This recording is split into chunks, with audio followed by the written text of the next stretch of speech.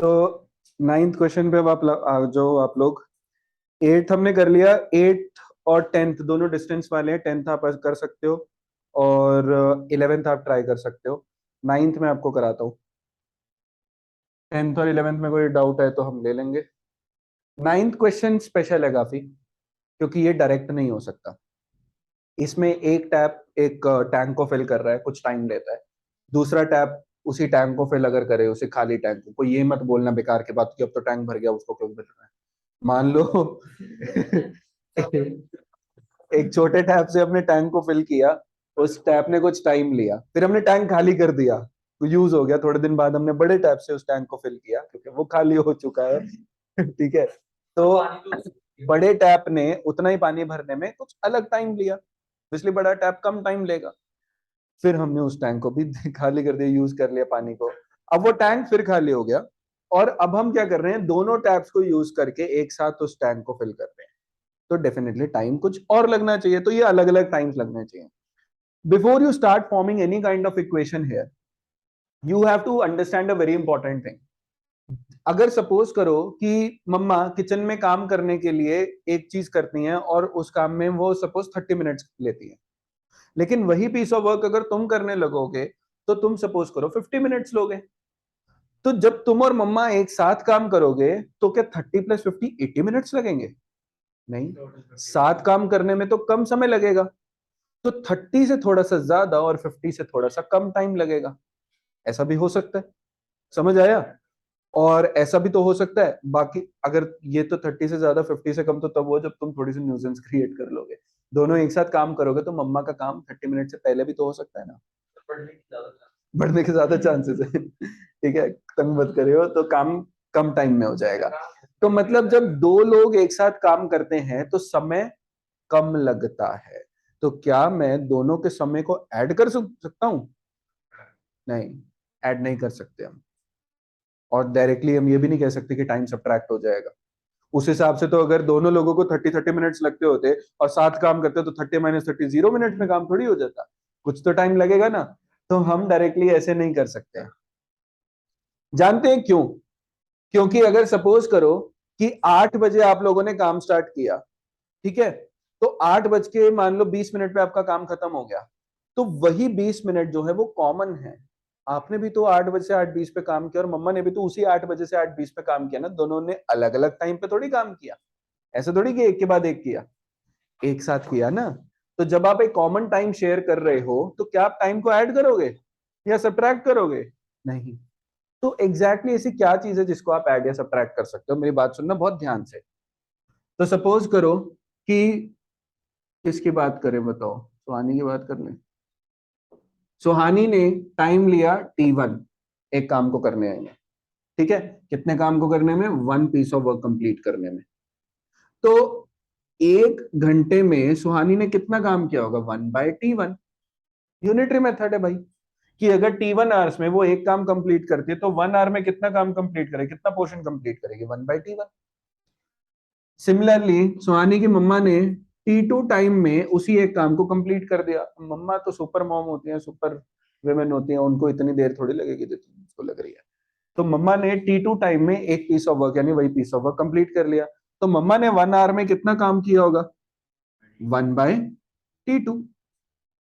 मतलब जब 1 घंटा काम होता है तो मम्मा इतना पीस ऑफ वर्क कंप्लीट कर लेते हैं, सुहानी इतना पीस ऑफ वर्क कंप्लीट कर लेते हैं। तो जब मम्मा और सुहानी एक साथ काम करेंगी 1 घंटे के लिए, तो दोनों का वर्क तो ऐड हो सकता है ना। सुहानी ने सलाद काट दिया, मम्मा ने सब्जी बना ली, तो टोटल क्या होगा? सलाद और सब्जी एक साथ तैयार हो गई। तो पीसेस ऑफ वर्क तो ऐड हो सकते हैं ना, भले टाइम कॉमन शेयर हो रहा हो। बात समझ में आई सबको? क्या पूछ रहे हो? ठीक है, तो जब दोनों ने एक साथ काम किया 1 घंटे के में कितना कितना काम हुआ? 1 घंटे में सुहानी का इनपुट था ये, सुहानी ने इतना काम कंप्लीट कर लिया और मम्मा ने इतना काम कंप्लीट कर लिया। बात समझ में आई? तो हम रेसिप्रोकल्स ऑफ टाइम ऐड करेंगे। ऐसे ही अगर सुहानी जैसा एक बच्चा और होता तो कितना काम होता उस बच्चे से? 1/T1 होता। यानी बच्चों का इनपुट क्या हो जाएगा? 2/T1, क्योंकि 1/T1 सुहानी का इनपुट, 1/T1 सुहानी के सिबलिंग का इनपुट। टोटल इनपुट कितना हो गया बच्चों का? 2/T1। समझ आया? कोई दिक्कत नहीं अगर बराबर लेके चल रहे हैं हम तो ऐसे ही हमको यहाँ पे काम करना है, ठीक है? हाँ हाँ जी, 1 आवर में दोनों ने मिलके कितना काम किया, सुहानी और मम्मा ने, वो चीज है। अब टैप्स पे आ जाते हैं। वो कहते हैं find the time in which each tap fill can separately fill the tank. तो हम ना दो टैप्स है, एक लार्जर है एक स्मॉलर है, तो लेट द टाइम, ये लिखते जाओ साथ साथ, टेकन बाय द, क्या हो गया, smaller tap alone be x, और क्योंकि टाइम का यूनिट होता है तो आर्स लिखना पड़ेगा। let the time taken by the larger tap alone be y hours, ठीक है? अब जब आप दोनों के टाइम्स को कंपेयर करोगे, किसका टाइम ज्यादा आएगा, x बड़ा आएगा कि y बड़ा आएगा, बताओ? x बड़ा आएगा, y नहीं। जो टैप छोटा होगा वो टाइम ज्यादा लेगा ना, तो x की वैल्यू बड़ी आएगी। क्या फ्लो तो सेम मानते हैं, ठीक है? जितना पीछे से सप्लाई आ रही है वाटर की, वो तो वही रहेगी ना। ये थोड़ी कि छोटे टैप में स्पीड हम बढ़ा देंगे, पानी की सप्लाई बढ़ा देंगे, तो म्यूनसिपैलिटी का काम है, उससे फर्क नहीं पड़ता, ठीक है? तो छोटे टैप में क्योंकि उतने टाइम में कम पानी निकलेगा, तो छोटे टैप को ओवरऑल ज्यादा टाइम लगेगा, यानी एक्स की वैल्यू वाई से बड़ी आनी चाहिए। अगर आपकी नहीं आ रही तो मतलब आंसर कुछ गलत है आपका, ओके? तो अब क्वेश्चन के अकॉर्डिंग वो कहता है कि the tap of larger diameter takes 10 hours less than the smaller one. लाजमी होना भी चाहिए, तो हम क्या लिखेंगे, लार्जर वाले का जो टाइम है वो छोटे वाले से 10 घंटा कम है, यानी लार्जर वाला टाइम मतलब स्मॉलर वाले टैप का टाइम मतलब x माइनस लार्जर वाले टैप का टाइम मतलब y equal to 10।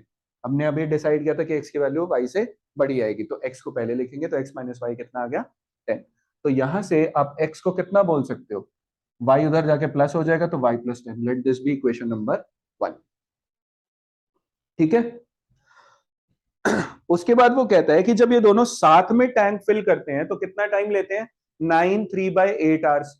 Mix fraction को जब इम्प्रॉपर फ्रैक्शन में कन्वर्ट करोगे तो 75/8 आवर्स एक साथ वाला टाइम आ जाएगा।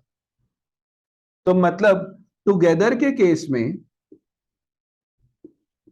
जब ये 75/8 आवर्स लेते हैं तो ये एक टैंक को फिल कर देते हैं।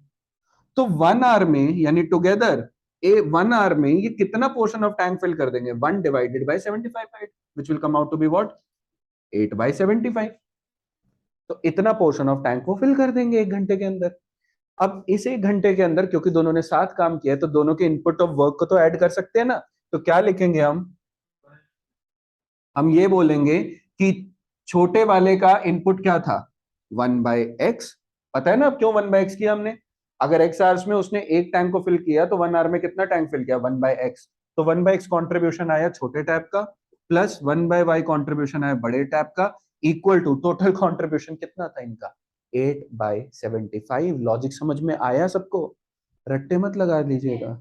हाँ जी, कौन सा 10?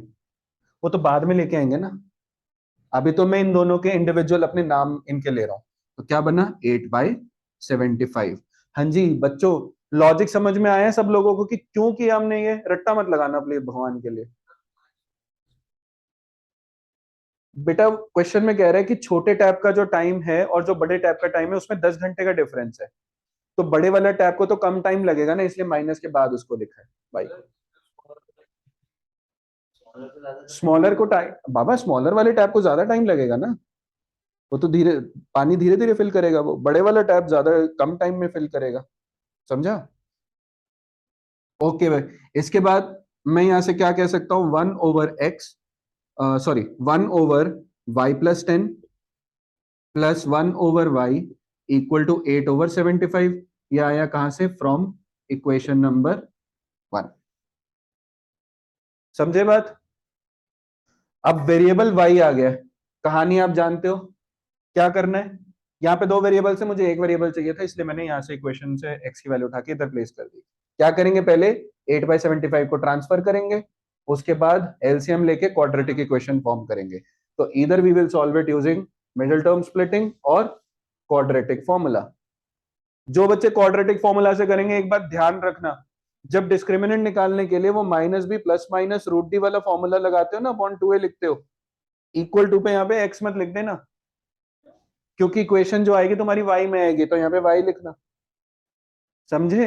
ये गलती होती है कॉमनली। तो यहाँ पे वेरिएबल आता है, वेरिएबल यहाँ पे क्योंकि y में आएगी तो आप y लिख देना, y के आंसर से आप यहाँ से x का आंसर निकाल।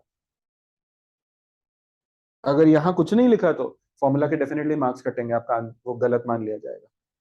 फॉर्मूला में हमेशा एक एलएचएस और एक आरएचएस होना जरूरी है। समझ में आया सबको? आई थिंक इसका आंसर 25 और 15 है।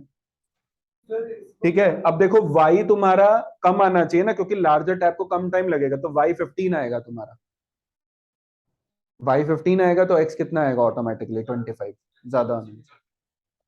हाँ, ये सब खुद करना है। अब इसके बाद आप यहाँ से कमान संभाल लीजिएगा, समझे? बाकी जो क्वेश्चंस हैं वो आपके होमवर्क के हैं, बताते हैं वो तो, ठीक है। और डाउट्स आपके हम ले लेंगे जो जो आपसे नहीं